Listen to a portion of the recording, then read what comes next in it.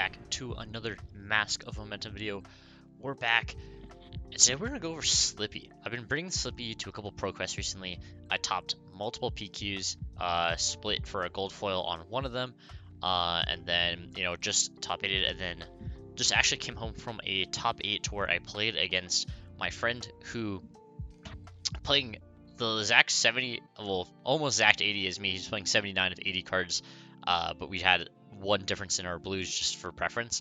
But yeah, basically playing this entire list, this deck is insane, and I think it's going to be what it is for the future. I think it's the best aggro deck post Aurora in the meta when we're looking at this kind of Florian, like Earth, kind of a slower metagame. I think the one deck that gets through all of that is going to be this Slippy. I've been having an incredible amount of fun with it. Let's get right into it. Let's start why Slippy. So the specific reason why I want to play Slippy is that he's very, very, very good at asking your opponent the question. And I like playing decks that are asking my opponent questions instead of trying to answer their questions.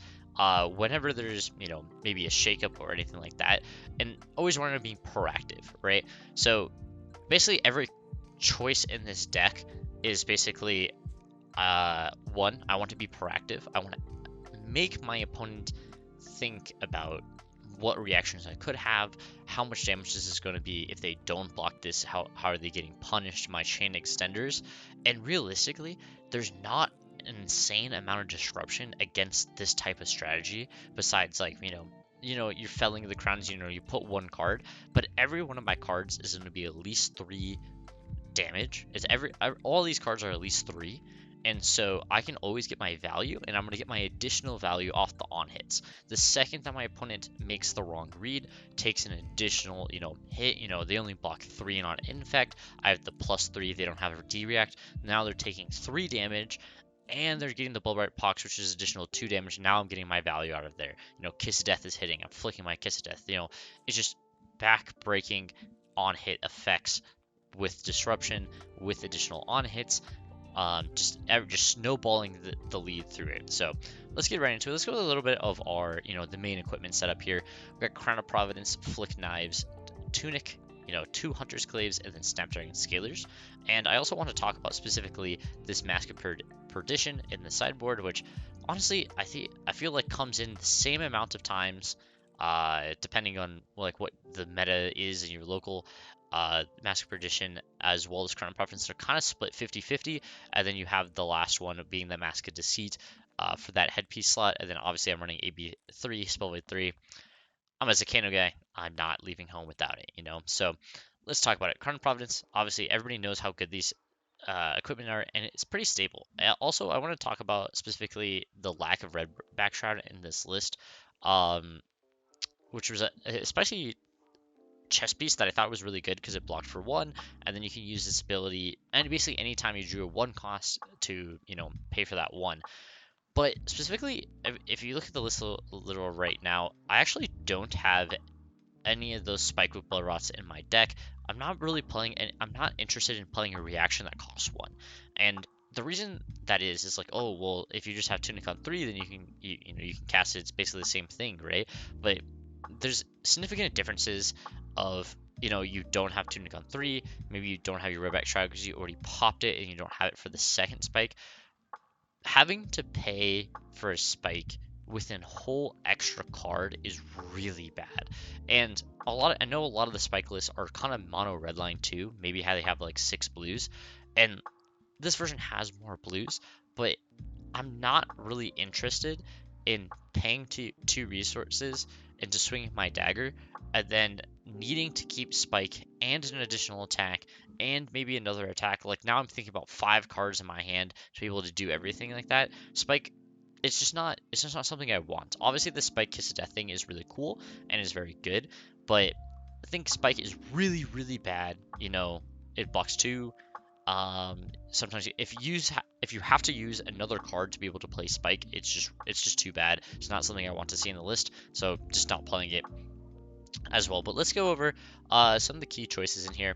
We got Art of Desire Body. This is one of the most incredible ones, especially I think the rise of some of the draconic heroes like Syndra and Fire are going to be up, and this card is a house. Bro, this is a 2-card combo with Mask of Perdition. You come at them for 0 for 3. Draconic heroes, they're not blocking. You react, you put this on there, you're gonna banish 2 cards, you're gonna banish 2 reds, you're gonna draw 2 cards, and you're gonna gain 2 life. So you just basically 1 card 11 value them, which is insane. This is just insane. Also, sometimes you need to banish multiple things. Maybe you need to get that additional block 1. I've been using this against Aurora. Obviously, Aurora's most likely going to be rotated by the time this comes out. We're pretty sure she's at like 917 currently. She most likely is going to win enough PQs to not be legal in that the next week. But this also is really good against Aurora, being able to get, you know, the additional banish 2. Also, in a pinch, if I know my Leave No Witness is going to hit, I actually pop it on the Leave No Witness to try to get the 2 silver so I can bring this back, block additional 1, and have it for the future. Super important. We got Command and Conquer, E-Strike. You got more of a mid-range package here with that CNC and E-Strike. These cards are just good. They're just good in everything. There's always times I want to play E-Strike. E-Strike is probably the most cuttable thing. And if I ever want like D-Rex in my deck, I'm cutting my E-Strikes. But it's an incredible extender, just good generic like 5 draw card finisher type of thing is just very good. CNC is actually incredible. Pitching a blue Hunter's Clave Codex into CNC off Tunic is just one of the best things you can probably do. It's just kind of insane. Then we got, you know, Infect with the Blood Red Pox. Infiltrate. This card has really surprised me that it just got playability, and I think it's because Slippy has, you know, always has go again on the first stealth attack that allows you to be able to play a card like this. And this card gets an insane amount of value. In the mirror, it's so good. Versus Aurora, it's so good. Every single aggro deck, it's so good. The times that I was playing at Syndra in this last week for the Pro Quest season, and I'm just like 3 go again off Infiltrate, hits a Ronin Renegade off the top, 3 go again with Ronin Renegade, it's just a 1 card 6 basically. Like, they have to respect it. The second they don't respect it, you're just getting 3-4 value off the on hit, making it a 1 card 6, 1 card 7. That card's incredible. Always really trying to prioritize infiltrates versus other aggro decks specifically. And then versus like, we have a card in the sideboard that I'm taking Infiltrate out of. It's just going to be this Backstab. When I'm playing against those slower decks, I always want Infiltrate versus the mid-range and the, like, kind of a mid-range aggro kind of matchup, and I want the Backstab versus those, like, slower kind of a decks, and they just go in and out perfect. Then we got Justin Nick. Specifically, we're playing, for context, 10 blues. So playing through Justin Nick is good. Sometimes Justin Nick is a little clunky, just specifically because you do obviously need to have a 1 cost, but you can take up the mantle into one of these and then Justin Nick it. Super cool. So we got Kiss of Death. One of the best reasons to actually play this, the Kiss of Death Tarantula Toxin interaction is just incredible. Being able to -3 a defending card on Kiss of Death and give it +3 is crazy. And also just going Kiss of Death for 3 go again. They kind of want to block it because it just has an on hit lose an additional life. So it's kind of like a 0 for 4 built in. And then if you have another attack, you flick the Kiss of Death, boom, perfect. Just incredible value with this Kiss of Death. Also allows you to do more on hit stuff as well. Then there's this Leave No Witness, obviously very good with Codex. It's just one of the best assassin cards in the game. Card is hot as well, so it's always worth running. Arsenal Disruption, very good, and it's one of the only like contract cards. Most of these cards are stealth, but as this is a finisher, you just go like 3 go again off this. They, you know, double block it, and then you're like Leave No Witness, boom, super good. Orb Winner Spinneret, this card has really grown on me. I didn't think it would be like that insanely good at the beginning, but giving +3 to the stealth card and making the token, obviously the token is a stealth thing, so you can swing the weapon and it'd be like 4, which is really good, or you kind of like buff your Art of Desire Body, you know, front pump it, be like 6 go again, have to double block this, and then also I'm threading most likely a pump on the back end or shred or something like that. Just asking so many questions to your opponent.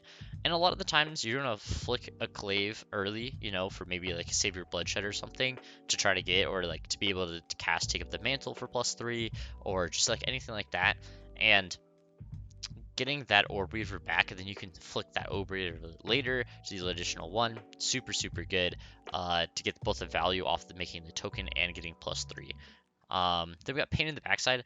I didn't think this card was going to be good when I first saw the set, and then it's kind of really grown on me. It's just a head jab, but the on hit on the head jab for a deck like this, to where if this hits, it marks them when it has piercing. Like, the on hit of pain in the backside marking your opponent can sometimes really, really be like detrimental to your opponent. And this is probably the most blocked head jab I've probably seen in the deck. Like, sometimes you're like, sometimes you're playing against a deck and you're like, Art of Desire Body, just have 0 for 3, like versus like Verdance or something, and they're like, no blocks on the 3, and then you're like, all right, take 3, banish the top card. But you play Pain in the Backside versus like any mid-range deck, and they're blocking 3 every time. I've never like, they're very scared about getting the mark effect like on hit than like basically anything else. This card's incredible. It's good chain extender. You go like 0 for 3 stealth here, pain in the backside, then you finish with another stealth card, and then you're threatening the pump on the last stealth card as well. Just incredible, incredible. This card has really impressed me. Then we're looking at Razor's Edge, is going to be another one of our pumps. Just, you know, attack action stealth card is +3. Just all the deck wants to do. Just the additional pumps, just perfect on it. 0 cost +3. Replace itself, blocks for 3. Then we got Savior Bloodshed. This is actually something that we picked up from the Michael Hamilton chance list from the World Championship, and I was kind of into playing Slippy before not the World Championship, the Pro Tour. I was pretty into it before, but I was playing less blues. I felt like this package was kind of clunky. You know, I only had 6 blues in my deck. It's not like how many times I'm really gonna, you know, swing my daggers. So I'd swing a yellow. You know, it's, you know, kind of like that. And then I kind of realized committing more to play the Savior Bloodshed and drawing additional cards. You know, playing this dagger swinging for 5 with Go Again is like crazy. And then like any other attack, you can flick the same dagger, you can flick the Orb Weaver hitting the Martiro. It's just so good. It's like they really, really want to block the you know, the clay for 5 once you play this, and you're just getting like 2 cards of your opponent's hand with the Go Again, and you're not even playing your first stealth card yet. So you go like Savior Bloodshed dagger for 5. They're like, well, I don't want to get marked because then you're just gonna flick this and draw a card, so I'll block for 5. And you're like, cool, here's 0 for 3, Go Again. They're like, oh, I gotta block 3 on this, and you're like, pump it over 0 for 3 with another on hit. You're like, it's just overwhelming your opponent in value. And this being a 0 for 4 that draws a card is just insane. Every single time you go Savior Bloodshed, they're like, oh, I'll take the 5, or like I'll block 3, take 2, or the D react, take 1, and you're just like, all right, pain in the backside, 0 for 3, Go Again. You have to block this, or I'm gonna send the dagger at you and like get this, and you're like, flick. Just drawing so many cards is so good. Obviously, Tarantula Toxin, one of the big combos with Kiss of Death. The Shred ability and then the +3 on the daggers do matter with Savior Bloodshed, and it comes up a lot. But basically, a lot of these cards are contextual for like the situation. But every single time I think about them being contextual, I just realize they block 3.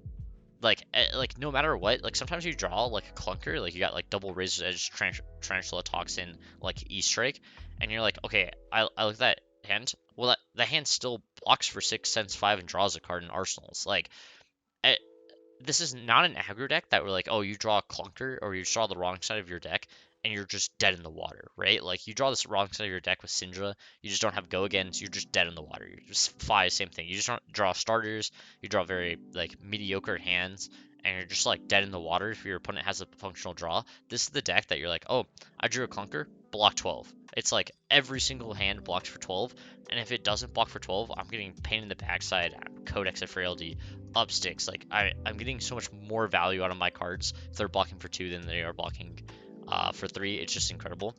Upsticks is also something that I got from the Hamilton list that I thought was pretty interesting. Everybody was kind of playing the head jab that retrieved. But Upsticks is actually more, if we're playing more for the Save Your Bloodshed stuff, we're playing more of this Kiss of Death, Save Your Bloodshed, Upsticks kind of pack, like Torrential Toxin kind of package. The Upsticks being a 0 for 4 instead of a 0 for 3 on that head jab is really good. And it goes extremely well with playing with more blues, you know, paying the 1 for the retreat, coming for 5, and then coming in with that stealth card. Super, super good. Playing with multiple Upsticks or Weavers in your deck, you can just flick so many times with Kiss Death, Upsticks, or Brew Spinneret. You're basically being able to flick, you know, 11 times a game. If you're flicking 11 times, doing 11 damage, and then you're doing 14 basically with the Kiss Death, like, you're flicking 14 damage at your opponent, like, that's, like, so good. It's like a third of their, like, over a third of their life total, right? It's, like, insane. Then we got, you know, probably the best card in the game, Codex of Frailty, you know, kind of the reason to play Assassin at this point, bro. Like, this thing's, Assassin or Ranger is incredible. Obviously, nobody needs me to, you don't need to get sold on Codex of Frailty. Everybody knows, 1 card 8, bro. It's like, deck, card's insane. We got 2 yellow shreds. This is something to go back and forth with. I actually think the 2 shreds are pretty good. It's like, obviously I have shred with the Torrential Toxin, but these are yellows, so they're slightly worse, obviously, because they don't use the Kiss with Death, but sometimes you want more shreds, and I think specifically with the Torrential Toxin and shred, you should wait for your opponent. It should be like 0 for 3, any reactions, or you're like, say you have Razor's Edge and shred, you should wait for your opponent to react, and then you can shred their stuff, whenever it resolves. It's pretty good. Take Up the Mantle, there's some insane lines with this Take Up the Mantle stuff. It's just like being able to go +3 and you're just like, oh, my hand's like, you know, maybe I have a hard desired body, but I'm playing against a deck that like doesn't really have an insane amount of reds in their deck. They're pretty balanced between all three colors. You're like, well, I'm turning my art desire body into a Bonds of Agony, and I have 3 reacts on here. Now take 12, I'm gonna take a card from your hand. It's just insane. Like, every single time, I kind of honestly block with like the first bonds that I see, or like try to cast the first bonds that I see, like almost every time, just for I can get it into the graveyard to be able to take up the mantle later in the game. I've taken the mantle into Kiss of Death, flick it, like etc. etc. It's just so good. Take up the mantle is just like a card that it's one of the reasons to play even like the mark stuff. Like, your mark package is like this pain in the backside, Save Your Bloodshed, take up the mantle, and like 1 mark the Black Widow, blue, which I think early iterations of the Slippy list were playing 3 red marks and like 3 blue marks as well sometimes, and I'm just like, I think looking back on it, it's like, I actually, like, every time I see this card, I don't want to flick my dagger to mark them. So like, playing for Take Up the Mantle and playing for Save Your Bloodshed is way better of a marked idea than like playing for a Mark of the Black Widow. Basically, you're not getting blown out, because this still will do +2 or +3, and this still is a +4 card, instead of this card now just doesn't have an on-hit effect. If you get, you know, sheltered, if you get Calling Breezed, if they block it out in any way. Obviously, our blues, basically every single blue that we're running is just a red card, basically. So Bonds, obviously, it's a, you know, you turn it on, it's a 0 for 4 that has one of the best on hits on the game. Now, how to sell you on Bonds is really good.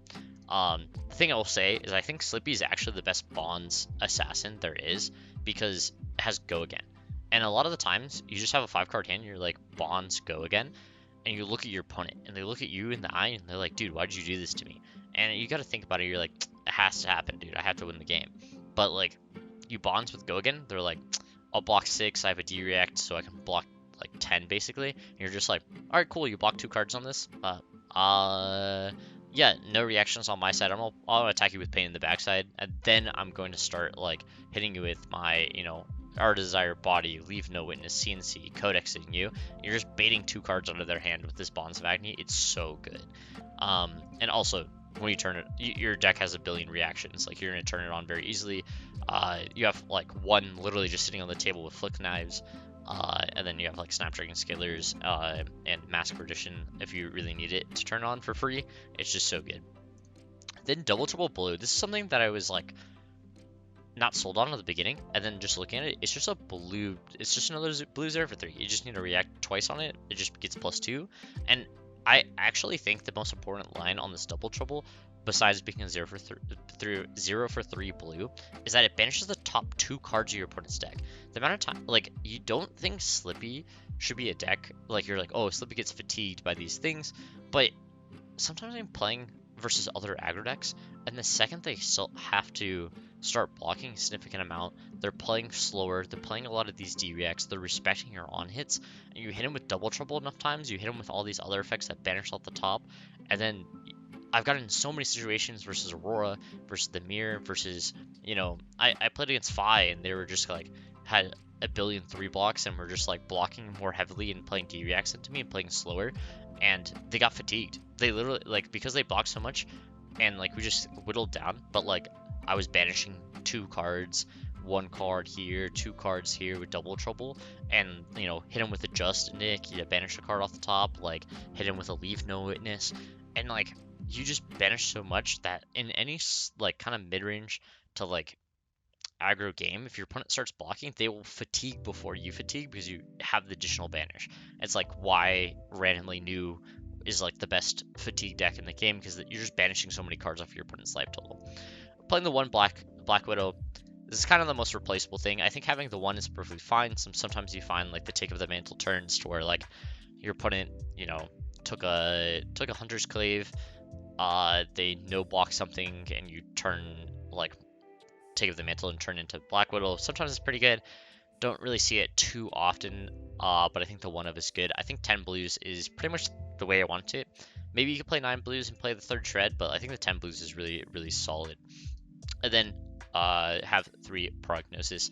I only was writing 2 of them, and like I was playing like a split of 2-2 here for the longest time, just because I just like never bought a 3rd one, and then I finally bought a 3rd one for the first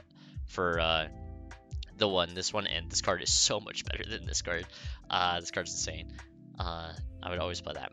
And then some of the things I changed from a couple different lists is, you know, Zen's not in the format, so you can't really, you know, that's all you got. Kakara, Aurora's leaving the format, so you really can't there. I think Shelter is definitely where I want to start. I still think the on hit is really good. Specifically, you're playing against like Vincent or something that does, you know, Arcane, and you're like, you can put Shelters in your deck and basically have a blue pitch against them, because you're only running about like 10 blue pitches. This can help as well if you want to do that. I got the 6 D-reacts, you know, always got a placing flow. This is the one you play, the first 1 through 3. This is D-react 4 through 6. This is just better than Fate Foreseen though, so you play Shelter. And then we have backstabs. I think backstabs are super important. Florian, specifically, has kind of gone up, and I think the thing that everybody's saying is like, oh man, I want to play, you know, how are you beating, you know, all these Florian lists? And I've had that question asked when, like, for the last like couple days. And I think backstab is super, super important versus the Florian list and these D-react heavy decks, because you go into the game and you're like, oh, they're just gonna try to block me out, and you're just like, okay, well, you know, I go Art Desire, body for 3, go again. You know, maybe you play Pain in the Backside, or you're like, just go 3, go again. You have like 4 cards left, and you're like, okay, backstab, and your opponent's like, at that moment, your opponent has to be like, well, I'm gonna block. Am I blocking 6 on this? Am I blocking 3? And I had multiple times to where I'm like, backstab to start the chain with a 5-card hand. My opponent's like, I'll block 3, and I'm like, just like triple react on top of it, like take 9, and then it's like Arsenal pass. That's how you're getting over these defensive decks. Like, if your opponent is taking 6 to 9 damage every backstab because they can't defense react on it, it's super good. You know what's better than Exude? You know how Exude Confidence off of a Lightning embodiment was really good in Aurora? Think about backstab. Go again off of Slippy. Same concept. Same very, very, very good. This doesn't even care for your opponent. Obviously it's only 4 backstab on this chain link, but like it doesn't care that your opponent like can sometimes block it for higher base power. Like they're blocking it with like a Felling, or they're blocking it with a CNC and stuff like that. Like it won't even turn it off. You're just like, at that moment they have to decide if they want to block this for like 3, like 0, 3, 6, like, and sometimes they make the correct decision and sometimes they don't, which is like the greatest part about Slippy. Your opponent has to read correctly, and the second they don't, they take a billion, you know. And then we got I'll run it out here with the last couple equipment here and go a little bit more in detail. Maskseed is for new specifically, and like new Mario specifically. Basically, if you're giving go again to these other assassin players, and sometimes you can kind of get them with, they keep a hand of like, just a red 0 for 3 stealth card, and then they're like leave no witness versus like new, for example, and they like attack you with like the blue, and you're like, all right, I'll block with Mask of Deceit. I have a D react in arsenal. Like if you're just dicking it, or if you're thinking about getting the go again, I transform into a new hero. My opponent loses go again. It's really good, and a lot of time I'm kind of reaching to try to use Snapdragon Scalers for somebody else. I don't really want to play Black Tech because, like, obviously Black Tech blocks for 1, but it only gives, assassin cards go again if it hits. It doesn't actually just give them go again a lot of the time. It has to hit. But I want to snap sometimes I want to snap my Easter egg. I want to make sure that my thing has go again, not that if it just hits. Like, sometimes your hands, like, I drew a hand, it's like, leave no witness, yellow shred, Command and Conquer Codex, and I'm like, well, I want to arsenal my Codex, and I go leave no witness for like 4, snap it, CNC my opponent, double threading their arsenal. Like they block 4 on the leave no witness, then they got to block 6 in the CNC, then I arsenal my Codex, then I draw a hand, and I'm just like go again, play Codex, leave no witness you. It's just like, it's so good to try to stop them with the Mask of Deceit. Then this obviously is a super aggro dex. I think it's very good against Syndra. It's very good against anything that you want to race. I think it's good in the mirror. It's like the mirror, Syndra, Fi. It's really good against anything that's more super red line version. I'd probably play it. I think you can play it against Vincent as well to banish additional cards. This is everything you want it to do. And then I ain't leaving home without my AB3 Spellvoid 3. Obviously, I think Kano gets a lot better post Aurora, and I just think it's pretty much free to play these 3. There's like not a lot of sideboard cards or tech options besides these 9 that I really want to run. Besides these, so I just play those. Just have AB3 Spellvoid 3, and then you get to run the Flick Knives as well to turn on your stuff. And, Kano is kind of a breeze. They have to combo basically 2 times against you, or they have to have such an insane combo turn. Like, a lot of time versus Kano, especially because they're playing, like, a lot more of a stack version these days, is, like, you just draw blue and you just IP your blue for, like, 3 turns, and you're just, like, slowly whittling them down. And then, like, at one point, you're like, okay, well, I'm gonna attack you for the Kiss of Death. You go to, like, 2. And then you play like any other attack, and you're like, all right, I'll flick. Or you're like, present any other attack, they're not gonna block. Then you have like a blue in your hand plus a reaction. And you're just like, okay, well, I have AB4 Spellvoid 3 in my hand. Do your big combo turn and try to get there. And a lot of times they just can't get there. So it is quite good. These are obviously the tokens that you had to use. And yeah, so this is going to be pretty much a little bit of the Arakni Slip Through the Cracks. I think it is going to be probably the best aggro deck post Aurora, and I'm excited to see what other people think about it as well. Let me know if you guys run it in the future for future pro quests or anything like that. Specifically, if you're playing against aggro decks, I would say taking out the 3 Easter eggs and 3 Upsticks and runs and putting in the 6D reacts. And then I pretty much take Infiltrate out for backstab whenever you would believe that your opponent has like a billion D reacts, versus those Florians, versus Verdants, versus all this other stuff. And just be conscious about what could be left in your deck. You're building a whole bunch of 3-ofs, and I actually think most mid games I'm looking through my own graveyard way more than my opponent's graveyard, just because I want to know what's left in my deck and when I should be playing around and playing with, if I care about keeping a mark around or not. And I think that's going to be the high level of Slippy that I want to see, and I think this deck is incredible. I think we saw some great runs from Aaron Chance and Michael Hamilton with this list, with this hero, and obviously Chris Yali won AGGRO Invitationals with a very different list, but I feel like this deck has a lot of potential, and I can't wait to see it in the future.